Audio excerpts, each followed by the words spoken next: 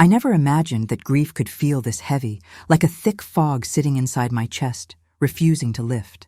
It had only been 2 hours since we buried my husband, Daniel. 2 hours since I stood in front of a wooden casket, clutching my 8-year-old son Liam's trembling hand, trying to be strong while my world quietly shattered. The house felt unbearably silent after we returned. It was the kind of silence that presses against your skull, making you aware of every breath you take. Liam sat on the couch holding his father's watch, the one Daniel promised to give him when you're old enough. Now he was old enough only because Daniel would never return. I was in the kitchen, staring blankly at the sink when my phone buzzed. I expected condolences, another relative checking in, someone asking about the funeral arrangements. But the caller ID froze my breath. Ms. Parker, Liam's school. A strange jolt hit me. Why would they call today? Why would they call so soon? On the day of Daniel's funeral. I wiped my tears, answered, and forced my voice to sound steady.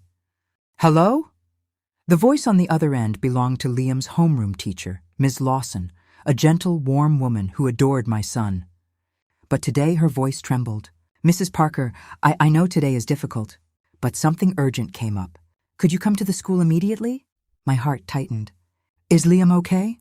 Yes, he's safe. He's not in trouble, nothing like that. So why do you need me? There was a pause, a long, shaking pause. When she finally spoke, her voice lowered. There is someone here, someone who asked to meet you and Liam. They arrived unexpectedly. I think you need to see this in person. Every nerve in my body pulled tight. Who? Another pause. That's something I'd rather not say over the phone. My stomach nodded. This didn't feel like a normal school issue. Not about homework, not about behavior, not about safety. This felt like something deeper, something Ms. Lawson didn't know how to explain. I turned toward the living room. Liam was curled up, eyes red, holding his father's photo. How could I tell him we needed to leave the house again? How could I drag him somewhere when he had barely processed burying his dad? But Ms. Lawson rarely sounded shaken, and she was shaken now. I'll be there in 10 minutes, I whispered. I ended the call.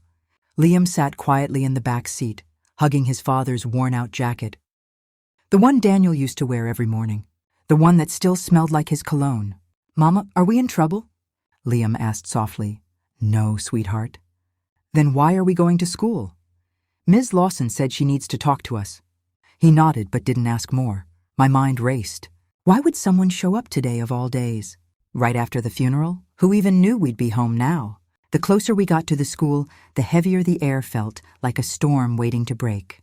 When we walked into the front office, Ms. Lawson stood there looking pale. Her eyes flicked to Liam, then to me. Thank you for coming so quickly, she said. I'm sorry. I know this is terrible timing. What's going on? I asked. She swallowed hard. They said they needed to speak to you both right away. They wouldn't leave. Who? I repeated, impatience and dread mixing in my voice. She motioned toward the small private conference room. They're waiting in there. I took Liam's hand and walked toward the door. My heartbeat pounded in my ears. When I pushed it open, my entire body locked. My brain couldn't process what I was seeing. The room wasn't empty. A person stood inside. A person I knew. A person who should never have been here. A person who should not have had any connection to my son's school. Or to me. Especially not today. And the moment our eyes met, I felt my entire world tilt. Liam gasped beside me. His hand tightened around mine. My legs weakened. My breath broke. My heart stopped, because the person waiting in that room, the person who turned to face us, the person whose presence shattered every piece of my grief-stricken world, was someone I thought I had buried emotionally years ago. Someone connected to Daniel in a way that shouldn't have been possible. Someone whose appearance on this day, of all days, was no coincidence. And when they spoke, their voice sliced through me. We need to talk about Daniel. And that was the moment. Everything I knew about my husband's life, everything I believed about his death, everything I thought was safe, collapsed. The room felt too small, too bright, too suffocating. The stranger, though not a stranger at all, stood across the table, anxiously fidgeting with his sleeves. His eyes carried a mix of guilt, urgency, and something else I couldn't place. Liam pressed himself closer to me, whispering, Mama, who is that? I swallowed, my throat dry. The man stepped forward slowly. "Grace?" he said, his voice oddly familiar and unbearably heavy. It's been a long time, too long, because the man standing in front of me was Evan Carter, Daniel's estranged older brother. A man I had met only twice, a man who had vanished from the family nearly a decade ago, a man Daniel refused to talk about. Once, Daniel told me, whatever happens, never let Evan near our lives. Yet here he was, 2 hours after the funeral, standing in my son's school, uninvited, unannounced, and completely wrong. My voice came out sharper than I intended. "What are you doing here?" He flinched, actually flinched. "I know this is a terrible moment, but I didn't have a choice. I need to talk to you and Liam before things get worse." Before things get worse? What did that even mean? Ms. Lawson gently closed the door behind us, leaving us alone. Evan took a breath. "I know Daniel didn't want you to ever see me. I know he cut ties with me completely. But you need to understand something. Stop." I held up a hand. "Daniel is gone. Whatever this is, whatever you think you need to say, it's too late." "No," he said urgently, stepping forward. "It's not too late. In fact, this is exactly why I'm here. Because Daniel's death isn't what you think." My heart slammed against my ribs. "What are you talking about?" I whispered. He looked at Liam, then back at me. "Grace, he didn't die from the accident." The air left my lungs in one violent punch. For a moment, everything blurred. The walls felt like they were tilting. I grabbed the back of a chair to steady myself. "What did you just say?" Evan swallowed. "I think he was murdered." Liam gasped sharply, his fingers gripping my arm. "No," I said instantly. "The doctor said it was an accident. The police saw no foul play. He lost control of his car because of the rain." "It was an accident." Evan shook his head slowly. "That's what someone wanted you to believe." My pulse hammered. This man, whom Daniel hated, walks in right after the funeral to tell me my husband was murdered? Why would I believe him? "Why should I trust anything you say?" I snapped. Evan let out a slow breath, bracing himself. "Because Daniel asked me to protect you if anything ever happened to him." My breath caught. No, that's impossible. He would have told me. "He didn't want to frighten you," Evan said, voice trembling. "He didn't want you to know what he was involved in." The floor seemed to fall away from beneath my feet. "What he was involved in?" My voice cracked. Evan hesitated. "Daniel reached out to me 3 months ago. After nearly 10 years, he asked for help. He said someone was threatening him, and that he was scared for your safety." Liam's tiny hand slipped into mine. "Mom, was Dad scared?" I squeezed his fingers. "I don't know, baby." But the truth was, my memory began stitching things together on its own. The late-night phone calls Daniel hid from me, the sudden tension in his shoulders, the extra lock he installed on the back door, just in case. The way he hugged me tighter the past few weeks, as if he was memorizing it. Had he been trying to protect us silently? Had he been carrying a fear I never noticed? I looked back at Evan. "What did you help him with?" His expression turned darker. "He asked me to check on someone. A man he thought was following him. For weeks I tried to find out who he was. Then suddenly Daniel stopped answering my calls, and days later he exhaled shakily. I saw the news." My voice trembled. "But why come here? Why today?" Evan looked me dead in the eyes. "Because the man who was following Daniel is here. In this town." A chill raced down my spine. Liam whispered, barely audible, "Mom?" Evan lowered his voice. "And he came to the school.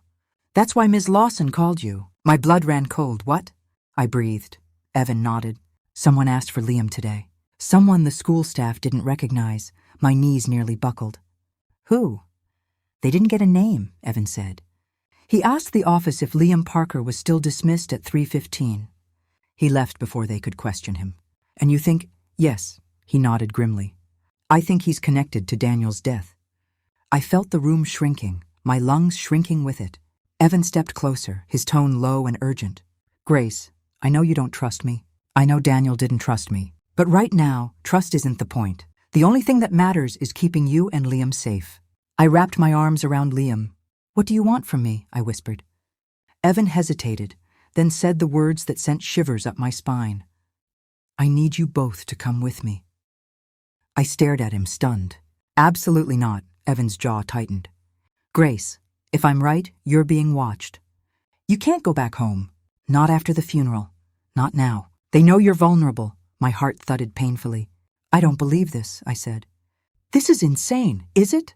Evan whispered. Then why did someone come to the school today asking for your son? I froze. Why indeed? And then a sudden knock rattled the conference room door. All three of us jumped. Ms. Lawson's anxious voice came from outside. Mrs. Parker, I think you should step out here. There's something you need to see. My stomach dropped. What is it? I called back, my voice shaking. She hesitated. There's a man in the office, and he says he's here for Liam. Liam squeezed my hand so hard it hurt.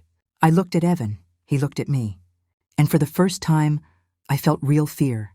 I spent the entire night replaying the call in my mind. There's someone here who says he needs to speak with you about Liam.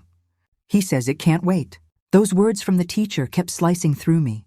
Who shows up at a school 2 hours after a child's funeral? And why did the teacher sound scared? By morning, my eyes were swollen, my grief raw, and my nerves stretched thin. Yet something inside me had shifted. I wasn't just mourning anymore. I was searching. Searching for truth, for answers, for a reason my son had lived with secrets I didn't even know existed. After all, children don't hide things without a reason. Adults give them reasons. I reached the school as the sun cracked over the horizon. The halls were shockingly quiet. A faint smell of disinfectant drifted from the janitor's cart as I passed by. The world felt wrong, too still, too normal, when everything inside me was a storm. The teacher, Miss Cole, was waiting near her classroom door. She looked like she hadn't slept either. Her eyes widened when she saw me. You came, she whispered. Where is he? I demanded. My voice sounded harder than I expected. She swallowed. In the counseling room. He refused to leave. He said he'd wait however long it took. A chill slid down my spine. Who is he? That's the thing, she started, then paused, uncertain. He says he's connected to Liam, but not in the way you'd expect. Before I could press further, she gestured toward the small counseling office across the hall. I took a breath I didn't feel and pushed the door open. Inside sat a man, mid-30s, sharp jaw, dark hair, wearing a worn leather jacket. He stood the second he saw me, eyes widening with recognition. Not curiosity, not surprise, recognition. That terrified me more than anything. You're Liam's mother, he said quietly. And you are, he hesitated. My name is Daniel, no last name. Red flag number 1. He ran a trembling hand through his hair. I'm sorry to meet you like this. I wish, God, I wish your son was still alive. Why are you here? I snapped. What do you want with my child? He flinched, then pulled something from his jacket, a small notebook. Liam's notebook, the one the police said they found empty. The one they handed back to me with an apology and a shrug. But this one wasn't empty. I could see scribbles, tiny drawings, notes crammed into the margins. My heartbeat went wild. Where did you get that? He gave it to me, Daniel said, voice tight. 2 weeks ago. That's impossible. I know, he said, but it's the truth. He slowly extended the notebook toward me, but when I reached for it, he pulled back slightly. Before you read it, there's something I need to explain. I froze. Explain what? He exhaled shakily. I promised him, your son, that if anything ever happened to him, I'd come to you. Immediately, my world twisted violently. Why would Liam make you such a promise? He didn't even know you. But Daniel looked at me with an expression that told me I was wrong. Very wrong. He knew me. He knew me better than anyone. I was his friend. I stared at him, a grown man, claiming friendship with my 12-year-old son. Get out, I said, voice ice. Get out before I call the police. Daniel didn't move. Instead, he opened the notebook. The first page contained a drawing of Liam and Daniel. Liam smiling, Daniel kneeling next to him. A small animal between them, a fox. What is this? I whispered. Your son found me in the woods behind the school, he said. I was hurt. He helped me. And in return, I tried to protect him. The room spun. Protect him from what? Daniel didn't look away. From the man who's been following him. The same man who attended your son's funeral yesterday. My blood turned to ice. A man? At the funeral? I tried to think back. There were many people, neighbors, co-workers, distant relatives, but I hadn't noticed a stranger. He didn't cry, Daniel continued, didn't speak. Just stood there, watching you. My throat tightened. You're lying. I wish I was, he murmured. But Liam was terrified of him. I shook my head violently. No, my son never mentioned any man. And he would have. He always told me everything. Daniel's expression softened. Grief, sympathy, regret all tangled together. No, he didn't, he said quietly. He hid a lot from you because he didn't want to burden you. That was a dagger to the heart. He hesitated, then flipped to the middle of the notebook. There in Liam's handwriting was a message. If he finds me, I'll run. If he finds Daniel, I'll hide the fox. If he finds Mom, I don't know what to do. I felt my knees weaken. Daniel reached out as if to steady me, but stopped himself. I know this is overwhelming, he said. But everything in that notebook is the truth. I forced myself to speak, my voice cracking. Why would anyone be following my child? Daniel closed the notebook gently, because Liam saw something he shouldn't have.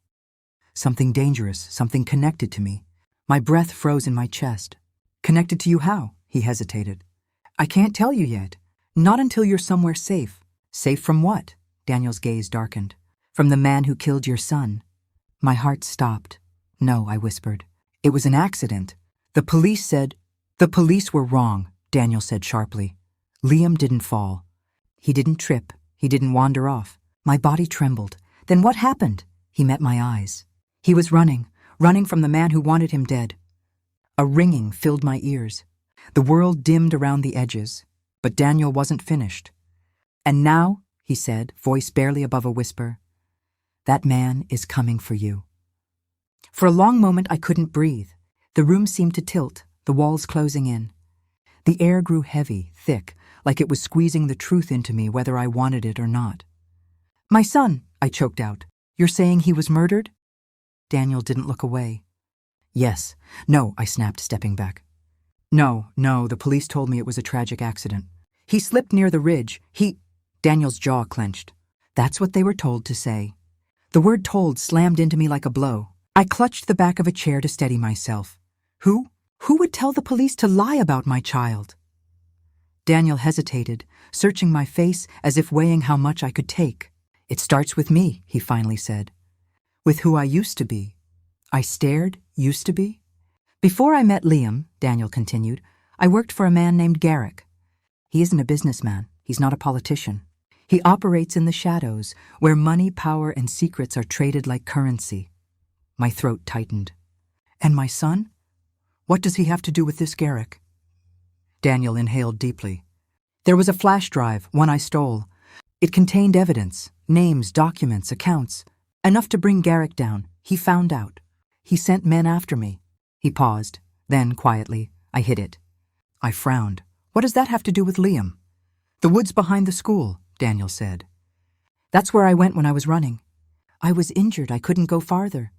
And Liam found you, I whispered. It wasn't a question.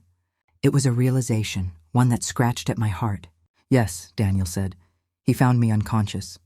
He helped me, cleaned my wound, brought me food, never asked for anything in return. He was kind, too kind for the world he stepped into because of me. Tears burned behind my eyelids. My sweet boy, always helping, always giving. He'd sit with me, Daniel continued. Talk to me. Ask about the fox he saw near the creek. Draw pictures. Listen when I told him stories. He swallowed hard. He was the first person in years who treated me like a human being. I bit my lip to keep from crying out. He was just a child, I whispered. Yes, and he trusted me. Enough to do something reckless. Daniel opened the notebook again and pointed to a page filled with a map, a crude drawing, landmarks circled, the creek sketched in blue, the old oak marked with an X. What is this? I asked. That's where he hid the flash drive, Daniel said. The drive I told him to destroy. But he didn't. He thought he was helping me. My breath hitched. That's why Garrick's men were following him. Daniel nodded. They thought Liam had information about where I went next. They needed him alive at first, but kids are unpredictable. If he ran, if he panicked, my stomach twisted. Then they'd silence him. Daniel's eyes glistened. He was running that night. I found tracks, 2 sets. Liam's small prints and a larger set behind him. A sob ripped from my throat. No, please stop. They chased him through the woods. He tried to get to the ridge. Maybe he thought he could hide. Daniel's voice broke, but he slipped. Not because he fell, but because someone pushed him too close. The rocks gave way, the room spun. My world shattered anew, and beneath the grief now grew a fire, anger, burning through every vein. "Where is this Garrick now?" I asked, voice shaking. "Looking for you." I froze. "Why me?" "Because he's desperate. That flash drive, it's not just incriminating, it's damning. And he thinks you might know where Liam hid it." "I don't," I whispered. "I know," Daniel replied. "But he thinks you do, and that's enough." I wrapped my arms around myself. "What do you expect me to do? Run? Hide?" Daniel shook his head. "No, I'm going to get you out of town. Somewhere safe. Then I'm going after Garrick." Shock flickered through me. "You? Alone?" "I've done worse alone," he said simply. "But," he swallowed. "I'd like your help." "My help?" I repeated. "I'm a mother who just buried her son. I'm not capable of helping anyone." Daniel looked at me with an intensity that cut through my despair. "You're stronger than you think," he said. "Liam was brave because you raised him. He learned courage from you." I blinked, stunned. He continued softly, "Your son believed in me. Helped me when I had nothing. Now let me help you." I stared at the notebook, the pages bursting with drawings, codes, hidden notes Liam never showed me. My boy had lived a double life in his last weeks, one of kindness, danger, and quiet strength. "Where's the flash drive now?" I asked. Daniel hesitated. Then, "I don't know." "What do you mean you don't know?" "In his last drawing, he changed the hiding place." I opened to the final page, a picture of the fox again, sitting beneath a crooked tree. But this tree was different. Its branches were broken, and behind it was something new, a shape that looked almost like an old shed. "What is this place?" I whispered.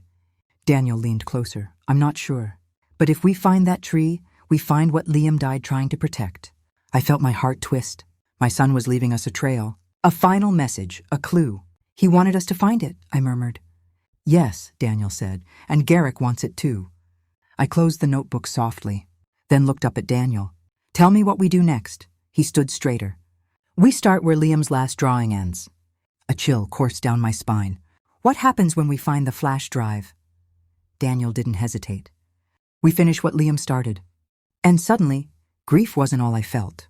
There was purpose, direction, fire. My son had left something behind, a truth worth dying for, and I would see it exposed, no matter what it took. The next morning, the world felt different. Not softer, not lighter, but sharper, each sound clearer, each breath heavier. Grief still sat in my chest like a stone, but now it was joined by something else. Resolve.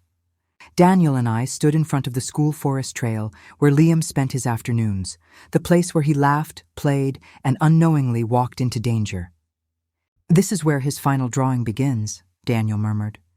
He held the notebook carefully, almost reverently, tracing the last sketch my son ever made, the crooked tree, the broken branches, and the strange building behind it. "He always loved this trail," I whispered, scanning the trees. "He would tell me stories about foxes following him." Daniel nodded. "He wasn't talking about animals." I flinched. "You think he knew he was being followed?" "I think he suspected something," Daniel said. "Kids notice things adults ignore." Leaves crunched beneath our feet as we walked deeper into the woods. Birds chirped overhead, but even their song felt distant, muted by the heaviness of our purpose.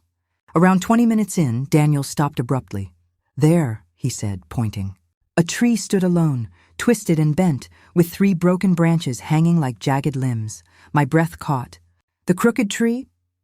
Daniel walked slowly toward it, scanning the ground, the roots, the bark. "He drew it exactly like this," he said. "Same angle, same breaks." I touched the rough surface, imagining my son's small hands doing the same. "Why this tree? What did he see?" Daniel crouched down, inspecting the ground. "Look." He brushed aside some leaves, revealing a small footprint, almost washed away by time and rain, but still visible. My chest clenched. "Liam." "And someone else," Daniel said darkly. Next to the small print was a larger one, heavy, deep. I looked away, forcing myself not to break again. "Come on," Daniel said gently. "Let's check the back." We circled the tree. And then I saw it, a narrow trail, almost invisible, leading deeper into the forest toward the northern edge where hikers rarely went. "That building he drew," I whispered. "It might be real," Daniel nodded. "We follow this path. Stay close." We walked quietly, hearts racing, until a shape began to form through the trees. Metal rusted, collapsing, an old storage shed. My pulse quickened. It exists. And someone used it recently, Daniel muttered. The area around the shed had patches of trampled ground, cigarette butts, footprints. My stomach twisted. Daniel, are they still watching this place? Not today, he said after a long pause. But they were often. He pushed the shed door open. It screeched loudly, echoing into the woods. Inside was darkness, thick with dust and the smell of old oil. But on the ground, half buried in dirt, was something shiny. Daniel picked it up, a small metal tin. My heart slammed against my ribs. That's Liam's, I whispered.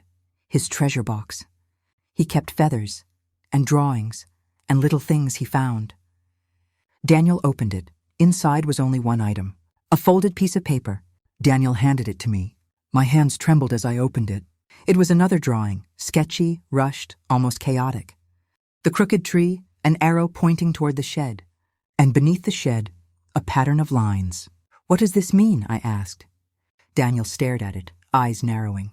It's a floor pattern, he said, like tiles. But the ground in here is dirt. Unless, Daniel knelt and brushed away a layer of soil. And there it was, hard, cold surface. A tile. My breath caught. He hid it under the shed. Daniel worked fast, clearing more dirt until a small rectangular tile came into view, a slightly different color from the rest. This one lifts, he said. I watched, heart pounding, as he wedged his fingers under the tile and lifted it. Beneath was a small cavity, empty. My world crashed again. No, I gasped. No, it has to be there. Liam wouldn't... He hid it? Daniel said softly. But someone found it. Someone followed him here. My voice trembled. Someone watched him hide it. Daniel shook his head slowly. No. They came looking, but they didn't find it. Look, he pointed to the edge of the cavity. A small scrap of gray fabric was wedged inside, so tiny it could easily be missed. I picked it up. This is from Liam's hoodie, I whispered. He wore it that day. Daniel inhaled sharply. He dropped it when he hid the drive. That means he placed it here. But it's gone. Then who took it? I demanded. Daniel closed his eyes, thinking, running calculations behind them. There are two possibilities, he said. Either Garrick's men found it, he paused, or your son moved it again before they arrived. I swallowed hard. He knew he was being watched. Maybe he wanted to protect you, or protect Daniel. Yes, Daniel said. And he left us this drawing, meaning he wanted us to know he moved it. So the drive is still out there, I whispered. Somewhere he thought was safer. Daniel stared at the paper again. The broken tree, the shed, and this shape. He traced the symbol with his finger. It looks familiar, like something I've seen before. I leaned closer. Where? Daniel hesitated. It's a symbol from my old organization. Garrick used it to mark drop-off points. A cold wave washed over me. Daniel, are you saying Liam hid the drive at a criminal drop site? Daniel's jaw tightened. He must have seen the symbol somewhere around town, and he thought it meant safe. My heart broke all over again. My sweet boy, trying so hard, making choices far beyond his years. Where is this drop site? I whispered. Daniel exhaled sharply. It's at the abandoned train station. My blood ran cold. That place was dangerous, rotten floors, broken glass, and God knows who lurking inside. That's where he went before he... I whispered, voice cracking. Daniel nodded. That's where Garrick will go too, if he hasn't already. A rustle in the trees behind us snapped both our heads around. Daniel reached for the knife strapped under his jacket. Stay behind me, he whispered. The forest fell silent. Then, a branch snapped. Footsteps, slow, heavy approaching. Daniel's voice dropped to a harsh whisper. They found us. The footsteps grew louder, crunching leaves, snapping branches, slow, deliberate, predatory. Daniel grabbed my arm and pulled me behind the shed. Don't move, he whispered. My heartbeat thundered in my ears as I curled into myself, pressing against the cold metal wall. Daniel crouched in front of me, eyes sharp, body tense. Another step, then another, then a low voice. Daniel, we know you're here. My stomach twisted. Garrick. Daniel's former boss, the man who wanted the evidence. The man Liam accidentally discovered. Daniel's jaw tightened. He shouldn't have found us this quickly. I whispered, we shouldn't have come alone. Daniel gave me a tight, hollow smile. You weren't alone. You had me. The footsteps stopped. A shadow fell across the shed entrance. Daniel pointed 2 fingers toward the forest edge, signaling me to run when he created an opening. I shook my head violently. "I'm not leaving you." "You have to," he whispered. "Liam didn't hide that drive for me. He hid it for you. You need to finish what he started." Tears blurred my vision. "Please, don't die." He didn't answer. He just squeezed my hand once, fiercely, then stepped out. Garrick's men surrounded him immediately, weapons drawn, faces cold. Garrick himself emerged last, adjusting his coat like a businessman about to discuss contracts. "Well, well," Garrick smirked, "the traitor comes home." Daniel's voice stayed steady. "You shouldn't have sent your men after a child." Garrick shrugged. "Children are useful, they see everything." My stomach turned. Daniel stepped forward. "You tortured me for years, Garrick. But going after Liam, that's your biggest mistake." Garrick laughed. "Oh, Daniel. You think I care about your emotions?" He tilted his head. "I want the drive." Daniel didn't speak. Garrick stepped closer. "Where is it?" Silence. Garrick nodded to one of his men. The man raised his gun, and Daniel moved. Fast, too fast for my eyes to follow. He slammed the gun aside, punched the man in the throat, kicked another, and spun into a violent blur of strikes and throws. I pressed a hand to my mouth, silently crying, as chaos erupted around him. But there were too many. 4 men attacked. Daniel fought like a storm, powerful, precise, unstoppable for a moment, until a gun butt smashed against his ribs. Another hit his shoulder, then a knee to his stomach. Daniel staggered. Garrick exhaled dramatically. Enough. One man grabbed Daniel's arms. Another pressed a gun to his temple. My heart cracked open. Garrick smirked. "You're going to tell me where the drive is, or I'm going to start shooting everyone connected to it, starting with the woman hiding behind the shed." A cold wave washed over me. He knew, he always knew. Garrick looked directly at my hiding spot, eyes gleaming with triumph. "Come out." I froze like prey caught in headlights. Daniel yelled, "No!" His voice tore something inside me. But it was too late. 2 men dragged me out. I kicked and screamed, nails clawing, legs thrashing, but they held me effortlessly. Garrick looked at me like I was a bug under glass. "So," he said calmly, "you're the mother of the curious boy." My throat closed. Daniel roared, "Don't touch her!" Garrick raised a hand, enjoying the power. "Where is the drive?" I swallowed hard. "We don't have it." "Liar," Garrick snapped. "Your son found it. He hid it. And he left clues. You followed them. So tell me, where is it?" "I don't know." I cried. Garrick nodded to his man. The man cocked the gun and pressed it against Daniel's forehead. Daniel shut his eyes, not in fear but in resignation. And that was the moment something inside me broke. A silence fell in my mind. A clarity. A fierce, burning truth. I would not lose another person I loved. Not to this man, not today. I whispered, "Wait." Garrick raised an eyebrow. I forced myself to speak. "I know where the final clue points. The drop site. But the drive wasn't there." "Where is it then?" Garrick barked. I stared at him. "Do you really want to know?" He leaned forward. "Yes." I took a deep breath. Then I smiled. "You're standing on it." Garrick froze. "What?" Daniel's eyes widened, understanding instantly. I continued, louder. "When Liam realized someone was following him, he came back. He reburied it somewhere you'd never look." Garrick's face twitched. "Lift your foot," I said. He hesitated, then stepped aside. Beneath the dry leaves, a piece of wood. Marked with the symbol. Daniel whispered, "Liam." Garrick's men scrambled to lift the wooden plank. Underneath was a small hollow. Small, metallic, intact, the flash drive. My son's final act of courage.